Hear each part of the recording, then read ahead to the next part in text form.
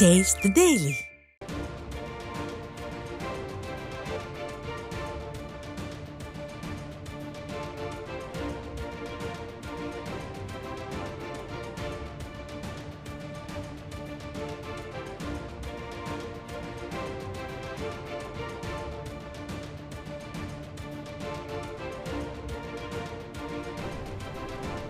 தற்போது கிடைத்துள்ள அண்மை செய்தி.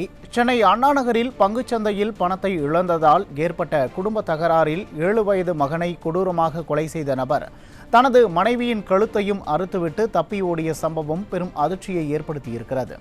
இது பற்றிய கூடுதல் விவரங்களை தலைமை செய்தியாளர் ஜெயக்குமார் வழங்க கேட்கலாம். வணக்கம் ஜெயக்குமார், விவரங்களை வழங்கலாம். வணக்கம் உமேஷ். சென்னை அண்ணா நகர் பகுதியிலே பெற்ற 7 வயது மகனை கொடூரமான முறையிலே கொலை செய்துவிட்டு மனைவியினுடைய கழுத்தை அறுத்துவிட்டு தப்பி ஓடி இருக்கக்கூடிய ஐசிஎஃப் பணியாளராக இருக்கக்கூடிய நபரை போலீசார் தேடி வருகிறார்கள். குறிப்பாக அண்ணா நகர் பகுதியிலே 7 வயது சிறுவன் ஒருவன் இறந்து கிடப்பதாக திருமங்கலம் காவல் நிலையத்திற்கு புகார் தெரிவிக்கப்பட்டது. குறிப்பாக சென்னை திருமங்கலம் 18வது தெருவிலே வசித்து வரக்கூடிய இந்த ஐசிஎஃப் பணியாளராக இருக்கக்கூடிய நிவேதா, வயது 36. இவர் கீழ்ப்பாக்கம் அரசு மருத்துவமனையிலே உயிருக்கு ஆபத்தான நிலையிலே அனுமதிக்கப்பட்டிருக்கிறார். இவர்களது 7 வயது மகன் கொடூரமான முறையிலே கழுத்து அறுக்கப்பட்டு கொலை செய்யப்பட்டிருக்கிறார். அரசு அதிகாரியான நவீன் கண்ணா பங்கு சந்தையிலே மிகப்பெரிய அளவில் பணத்தை இழந்து திவாலானதாக கூறப்படுகிறது. தனக்கு ஏற்பட்ட அந்த நஷ்டத்தை ஈடு செய்ய முடியாமல் குடும்பத்தோடு கொலை செய்து கொள்ள வேண்டும் என்ற நோக்கத்தில் இந்த கொலை நடந்திருக்கலாம் என்கிற நோக்கத்தில் முதற்கட்ட விசாரணை தெரிய வந்திருப்பதாக காவல்துறை தரப்பிலே தெரிவிக்கப்பட்டிருக்கிறது. வேறு ஏதாவது காரணங்கள் இருக்கிறதா என்கிற மிகப்பெரிய சந்தேகம் எழுந்திருக்கிறது. லெவின் என்கிற இந்த 7 வயது சிறுவன் கொடூரமான முறையில் கொல்லப்பட்டதற்கான பின்னணி பங்கு சந்தையில் பணம் இழந்தது மட்டும்தான் காரணமா, அல்லது குடும்ப தகராறு வேறு ஏதாவது இருக்கிறதா, அல்லது வேறு ஏதாவது பிரச்சனைகள் இருக்கிறதா என்பது குறித்து விசாரணை நடத்தப்பட்டு வருகிறது.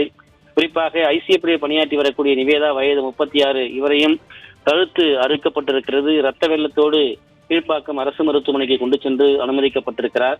இந்த லெவின் என்கிற 7 வயது சிறுவன் கொடூரமான முறையில் கழுத்து அறுக்கப்பட்ட நிலையிலே உயிரிழந்திருக்கிறான். இந்த தகவல் அறிந்து போலீசார் வருவதை அறிந்த இந்த அரசு அதிகாரியாக இருக்கக்கூடிய நவீன் கண்ணா தனது செல்போனை அங்கேயே வீசிவிட்டு தப்பி ஓடி இருக்கிறார். பரபரப்பான ஒரு பகுதியாக சென்னை அண்ணா நகர் திருமங்கலம் பகுதி இருந்து வருகிறது.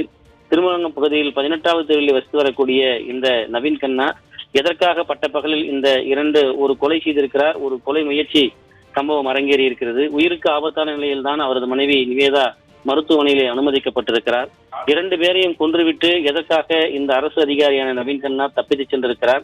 பங்கு சந்தையிலே பணம் பெருமளவில் இழந்ததாகவும் அதன் ஏற்பட்ட நஷ்டத்தை தாக்குப்பிடிக்க முடியாமல் இந்த கொலையை அரங்கேற்றிவிட்டு தானும் கொலை செய்வதற்காக திட்டமிட்டிருந்தாரா, அல்லது தற்கொலை செய்து கொள்ள திட்டமிட்டிருந்தாரா, வேறு ஏதாவது காரணங்கள் இருக்கிறதா என்கிற மிகப்பெரிய சந்தேகம் ஏற்பட்டிருக்கிறது. பட்ட பகலிலே இப்படி கொலை சம்பவம் அரங்கேறுகிற அளவில் ஒரு காவல் நிலையத்திற்கு அருகே இந்த ஒரு கொலையும் ஒரு கொலை முயற்சி சம்பவம் நடந்திருக்கிறது. குற்றவாளியை பிடிக்க முடியாத ஒரு நிலையில் காவல்துறை இருந்து கொண்டிருக்கிறது.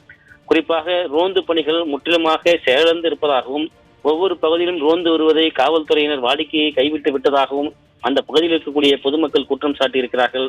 பட்ட பகலிலே 7 வயது சிறுவன் கழுத்தை அறுக்கப்பட்டு கொடூரமான முறையில் கொலை செய்யப்பட்டிருக்கிறான். அதே போல் அந்த சிறுவனின் தாய் கழுத்து அறுக்கப்பட்டு உயிருக்கு ஆபத்தான நிலையிலே மருத்துவமனையில் அனுமதிக்கப்பட்டிருக்கிறார்.